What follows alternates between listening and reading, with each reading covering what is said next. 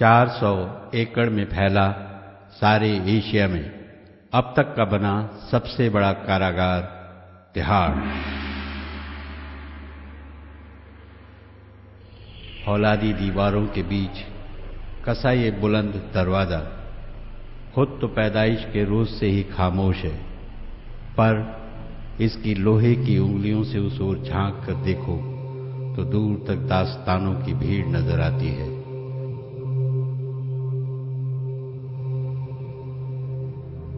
ये दास्ताने हैं अपने गुनाहों की सजा काटते और कई रिश्तों से कटे यहां रहने वाले 13,000 से भी ज्यादा बंदियों की। ये जीते जागते सबूत हैं आदमी की उस बीमार सोच के जो किसी को कब अर्श से गिराकर फर्श पर पटक दे। कहना मुश्किल है।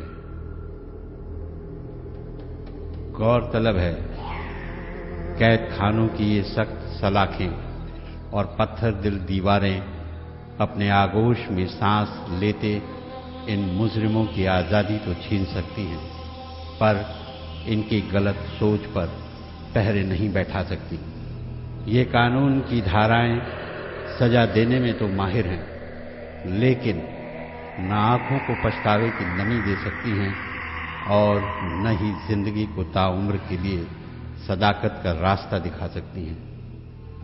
पर यहां देखिए, इतने बड़े हुजूम में एक दास्तान ऐसी भी है कि जिसके पास से गुजरो तो आजादी की खुशबू आती है, सुबह के भगवे सूरज की तरह जिसकी गठरी में उजाला ही उजाला है।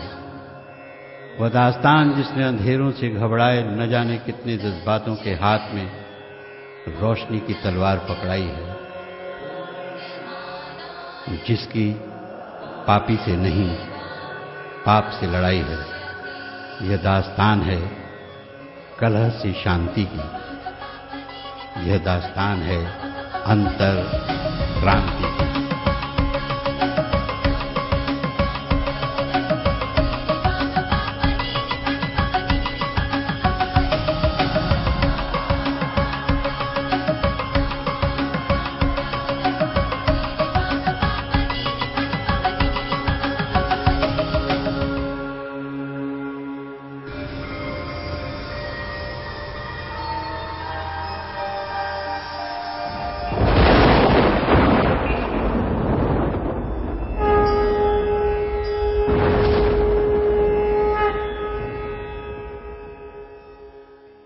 श्री आशुतोष महाराज जी के दिशा निर्देशन में प्रचारक और सेवादारों की एक टीम ने तिहाड़ की जमीन पर पहला कदम रखा सन 1996 में, और इसी के साथ बज उठा अंतर क्रांति का महाबिगुल।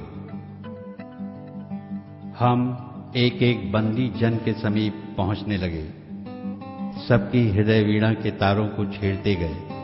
उनसे जो रुदन फूटा, भावनाओं संवेदनाओं के जो नगमे झरे, उन्हें हमने ध्यान से सुना। फिर आहिस्ता आहिस्ता उनमें आशा की एक नई सरगम और परिवर्तन की एक अनहद धुन भरते चले गए। जेलाधिकारियों ने हमारी इन कोशिशों की भरपूर कद्र की और इन्हें एक ऊंची उड़ान और आयाम देने के लिए जेल नंबर 3 के प्रांगण में बड़ी खुशी से संस्थान को आश्रम के लिए स्थान दे दिया। बस अब क्या था, आश्रम के पावन कक्ष में सत्संग व भजन संकीर्तन की धुनें नियमित गूंजने लगी।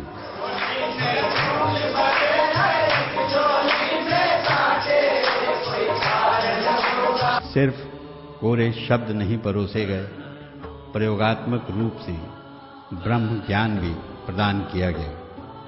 कतारों में बैठे ये साधक आज सलाखों के पीछे होते हुए भी अपने भीतर की आजाद फिजा में विचर रहे हैं। जो कल के अपराधी थे आज सुधर गए हैं, और यही लोग जो आज सुधरे हैं अपने आने वाले कल के सुधारक बनेंगे। बदलाव के इन्हीं सच्चे मोतियों को आवाज के धागे में पिरोने के लिए तिहाड़ के प्रांगण में एक कार्यक्रम आयोजित किया गया। तिहाड़ की तारीख में पहली बार कोई एनजीओ कैदियों को सुधारने में इस हद तक कामयाब रही थी कि रिहाई के बावजूद वे अपने बदलाव की गवाही देने दोबारा इस चार दीवारी में आए थे। कुछ ऐसी संस्थाएं जो आपके आत्मा को भी बदलने की कोशिश कर रही हैं, और दिव्य ज्योति संस्थान ऐसी एक संस्था है। मैं इनके हेल्थ के मेले में गई थी, वहां जो नजारा मैंने देखा, निष्ठा का उत्साह देखा, सेवा करने का उत्साह, कुछ पाने का उत्साह नहीं, लेकिन किस तरह से लोगों तक पहुंच पाए, उनकी सेवा कर सकें, चाहे वो शारीरिक सेवा हो, चाहे वो मानसिक सेवा, वो एक प्रेरणादायक दृश्य था। आज भी प्रेरणादायक दृश्य है। मैं विशेषकर जो संगीत जिन बच्चों ने गाया, वंदे मातरम जो गाया, इतना खूबसूरत था कि मैं समझती हूँ इस वंदे मातरम की रिकॉर्डिंग होनी चाहिए, और इसकी रिकॉर्डिंग ही नहीं होनी चाहिए, इन्हीं बच्चों के साथ होनी चाहिए, और हम इसको अपनाएंगे, जिसमें अपने स्कूलों में और अपनी संस्थाओं में और अपने कार्यक्रमों में भी इस वंदे मातरम का हम वाणी सुना सकें। रूहानी करिश्मा तो तब घटा जब बदलाव की इस जुझारू लहर ने तिहाड़ के नौजवान कैदियों को भी अपनी चपेट में ले लिया। श्री महाराज जी की प्रेरणा से संस्थान के युवा प्रचारक और कार्यकर्ता इन दिशा भ्रमित युवा कैदियों के बीच उतरे। नतीजतन वही नौजवान जो आंखें मूंद कर कुसंस्कारों की दलदल में बहुत गहरे उतर चुके थे, देश को खोखला करने का सामा जुटा रहे थे, आज देश भक्ति के गीतों को ओढ़कर अपनी महान विरासत के रंग में रंग कर नाच उठे। जाने दूध का कर्ज चुकाने का मौसम कब आए, जाने दूध का कर्ज चुकाने का मौसम कब आए। मेरे खून में देश प्रेम का रंग है, तूने घोला, मेरा रंग दे, ओ मेरा रंग दे, ओ माए रंग दे बसंती चोला। हमारी इन कोशिशों की खुशबू कुछ ऐसी फैली कि मीडिया और मशहूर टीवी चैनलों पर चर्चे होने लगे। एक ऐसा ही प्रसारण किया गया सब टीवी द्वारा अपने विशेष टॉक शो कुछ दिल से में। किस किस्म का केस दर्ज हुआ आपके खिलाफ? हमारे खिलाफ 302, 452, 120 बी। किस लिए होते हैं केसेस दर्ज? ये मर्डर, प्लानिंग, किसी के घर में घुस के मारना, ये तीनों धाराएं हैं। सर, आपको भी सुविधाएं पसंद थी या सत्संग? वहाँ पे जेल में जाने के बाद जो हम बाहर जो खुली हवा में सांस लेते हैं, इस तरह से नहीं लिया जाता। वहाँ जेल के कुछ नियम है, तो वहाँ जाकर मुझे ऐसा महसूस हुआ कि कुछ लोग बताए कि यहाँ पे दिव्य ज्योति जागृति संस्थान की तरफ से सत्संग होता है, इसमें परमात्मा को दिखाया जाता है। देखा आपने परमात्मा? जी। अरविंद, तुम्हारे परिवार में कौन कौन है? मेरे परिवार में हमारे अलावा 4 भाई और हैं, 2 बहन है, माता पिता है, पिताजी मिलिट्री रिटायरमेंट है। तुम्हारी माँ को कल कोई मार डाले, तुम उसको माफ कर दोगे? जी, अब तो माफ कर दूंगा, पहले नहीं करता।